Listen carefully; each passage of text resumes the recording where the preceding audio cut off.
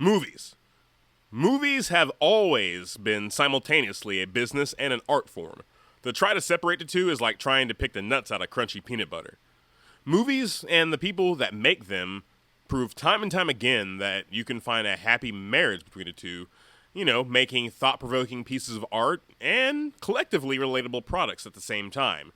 Even though some venture into the extremes of each territory too often. When these two combine to create a financially positive output, a lot of times we call it a box office hit. But it takes another level to be called a blockbuster. This year, in 2026, we saw the return of non-franchise movies taking the box office by storm, but none of them could truly be called a blockbuster. The Darlings, Obsession, and Backrooms made $290 million and $264 million each, while bigger names like Michael and Super Mario Bros., they got close to $1 billion or over $1 billion respectively, but as culturally and financially successful as those movies are, none of them feel like a blockbuster.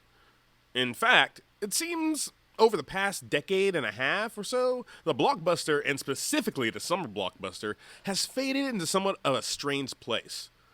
Now, if you are a MCU or DCU fan, you might beg to differ, especially with the slate this year, but I argue that the comic book movie industry in general created one of the issues plaguing the feel of the summer blockbuster. Maybe Secret Wars, Supergirl, Brand New Day change all that, but it just doesn't feel the same. Gone are the days when a summer blockbuster movie slate looked like 1993.